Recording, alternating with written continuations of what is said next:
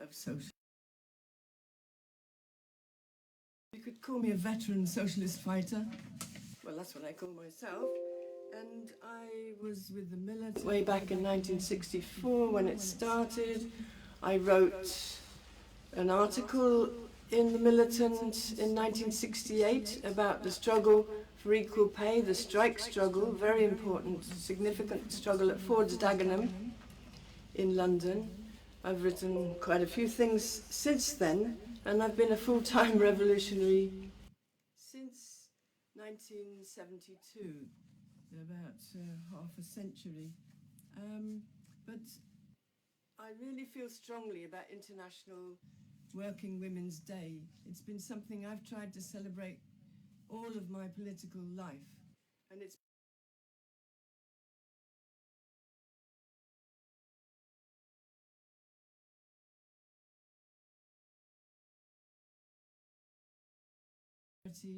of working women, even with men expressing their solidarity with working women in genuine ways, not just giving flowers and chocolates and carrying on expecting them to do the washing up. I've always wanted to celebrate International Working Women's Day, and even now, although we have marvellous material in our international, particularly I would like to compliment the Socialist Party comrades. They've got, I'll just show you, Socialism Today, their journal, with 2 articles on the struggle of women to build the labour movement in the first place and debating ID politics. This week, I'm jumping around, I'm sure the technicians won't like this, but there's 3 pages, including, can you see that? International Women's Fighting Sexism and Austerity, Women's Lives Matter, Young Women Would Be Given the Destination but No Way to Get There, Students and University Workers, and so on. There are, and so we're really campaigning for women's rights, but the rights of working class women, for a better deal in society, but also for a completely different society, a socialist society. I mean, this special day, the 8th of March, has its origins in the struggle of factory working women in New York at the end of the 19th, beginning of the 20th century. March the 8th was decided as the day to celebrate International Working Women's Day by a conference of socialist women in 1908. And it is our task as socialists to resurrect the best traditions of International Women's Day. We've been doing statements for the CWI over the years, and including this year. And I think that more and more socialists around the world are reviving the traditions. But it's not just a question of bemoaning, as we all understand in the way we write. It's not just moaning about the double oppression of women, but of campaigning for a better deal under capitalism, but really, in the end, against all the deprivations and humiliations, and for real freedom, which will eventually really only come when we can change the world along socialist lines. But an extremely important sort of tenet of socialists is to campaign for women's right to choose not just whether they are allowed to have an abortion or not, but whether when and whether they can have children. And that means an awful lot more of one piece of legislation. It means fighting for homes so that you have somewhere to bring the children up in. It means fighting for social and educational provision.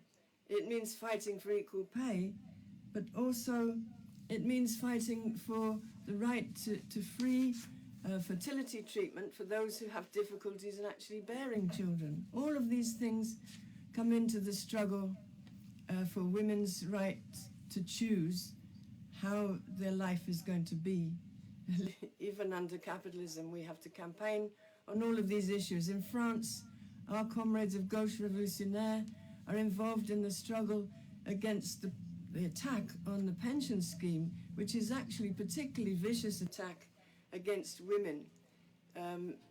It pushes them out of rights to a pension at a particular age because of the time that they might have taken out to bring up the family and gone back into work. You see that in Austria, in South Africa, in Scotland, our comrades of the CWI are involved in campaigns battling against the cuts in social services, and of course battling in the campaign to build the forces to transform the world along socialist lines. But without going into all the horrible statistics, with the internet now you can find out plenty. It's horrible. There are 22 men who own more wealth than all the women in Africa. It makes your heart bleed to read about young women who are deprived of any education, who are actually forced into marriages. I'm now going into a bit more detail than I was going into. I don't want to upset people on the day, which is, where we want to celebrate. But we do have to remember why we're angry and why we want to change the world.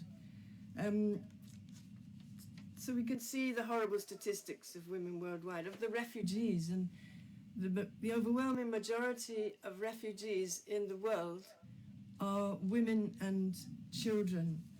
And women are super exploited, and everywhere, in every country, they're victims of sexual violence. But in some countries, it's daily sexual violence at work and in the home. We have to change the world. I mean, I would remain a convinced revolutionary socialist to the end of my days. I know I'm old, but I don't anticipate disappearing just yet. But I do think that March the 8th is meant also to point the way forward. We don't see the struggle just as getting a better deal separate from that of men. You know, a better deal for women and only women on demonstrations and things like that. We've seen male workers actually taking strike action alongside women in Scotland, in Britain and other parts of the world for equal pay for work of equal value. It's in their interests actually as well to make sure there are not other workers who can be more exploited than them and who can replace them but if the bosses remain in power. We've also seen throughout history, but in the major uprisings of the past year, that women are often to the fore in the struggle to change society. We've seen it in Algeria in the past, just over a year ago, when women, young women, older women, men, workers came onto the streets to fight for an end to the Bouteflika dictatorship. Now they got rid of the dictator, but they haven't yet got a different society. But they're there week after week, still demanding a better deal. In the Sudan, there was a movement to overthrow the dictators, which they achieved. It's also a half-finished revolution, half-finished process, but women were involved in that. In a society where women have to accept quite a lot of oppression and being in the background. And we see also in Chile with the marvelous movement, which was a movement on the streets, mass demonstrations, but also really of general strike proportions, that women were to the fore. There was even a demonstration before the first mass movement that involved everyone, of women on issues like the way that they're exploited, the violence against women and so on. In Lebanon, even now, even today, there are women on the streets in a movement to try and overcome sectarianism and to get a government which will actually represent all races, all beliefs, and of both men and women and people who might identify in other ways. We've seen in India, in this massive movement of millions, against the Modi government over the CAA. We've seen women not only being the most persistent and determined, but actually some of them being the oldest fighters who really frightened Modi. I just want to quote from a couple of headlines here from The Guardian. Modi is afraid women take the lead in India's citizenship. There's this 90-year-old woman who for over 40 days when this article was written had been camped out on the streets day and night, side by side with hundreds of women braving Delhi's coldest temperatures. And she says, "I am old, my bones hurt in the cold, and my children are worried about my health. But I am sitting here because I will not stand by as Mr. Modi tries to break up India to tell me that this is not my home after 90 years." And a younger woman who's followed the example of parents and grandparents says the protests are shaping up like a revolution where women have taken the leading roles. We, the women, will remove the fascist rulers. Well, since these articles appeared in the press, there have been horrific attacks on the demonstrations, on the Muslim communities in particular, and a sort of breaking up of these sit-in demonstrations, particularly by women. But it's not the end of it. They will be back and they will be fighting. Then there's the history of the famous example. I think if we're talking about revolutionary waves and mass movements, there's the famous example of the women textile workers in Petrograd in 1917 on International Women's Day, who actually walked out of their factories on strike, demanding an end to the war and demanding bread and food to be able to feed their families. And we know that was the beginning of the February Revolution, which got rid of the Tsar. And then, and it was the old calendar actually, it was a February Revolution, but it was International Women's Day. They were about 3 weeks behind on the calendar. But there's this famous phrase, the rest is history. It is, but it's always enjoyable to recount the incredible achievements of the victorious October Revolution when the Bolsheviks took power, because that swept aside landlordism and capitalism, but it also saw amongst the earliest decrees of the supreme then ruling Soviet, after the decrees on peace and the decrees on land, were those which really opened the door for women to begin to live a new life. They established equal pay for work of equal value, particularly for women. They established civil marriage. They established free abortion on demand and a whole number of other what you'd call reforms, but that could only be achieved by revolution. And amongst the early measures of the Bolsheviks were the establishment of public creches, of laundries, of restaurants, and of leisure centres.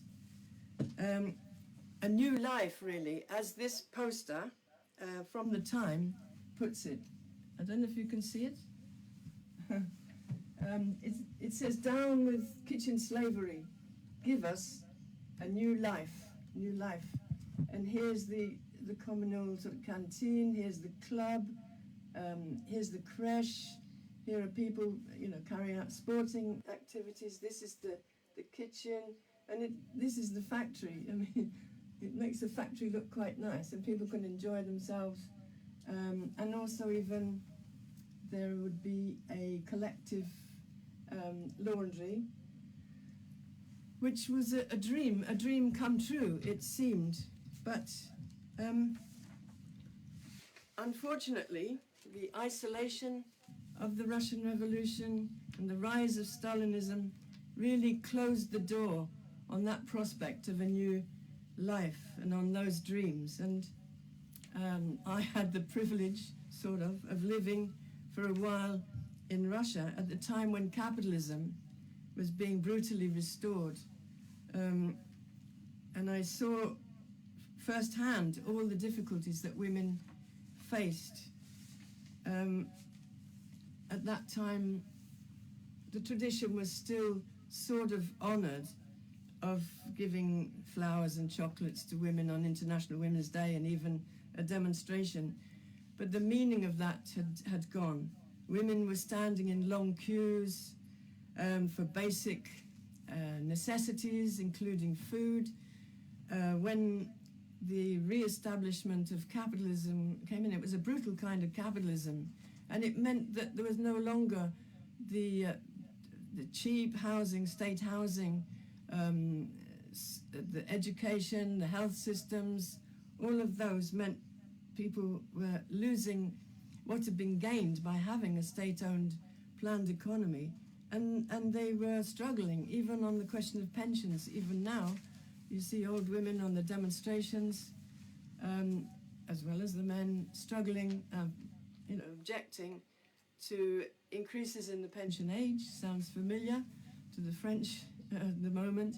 And also, the minimal income from pensions and for the unemployed. It's a really ugly world around us there, and also you see wherever you look, it's like a daily nightmare for millions of women and girls around the world. I don't want to go into too much detail and make you all upset. We're supposed to be celebrating, but we have to remind ourselves of why we're fighting.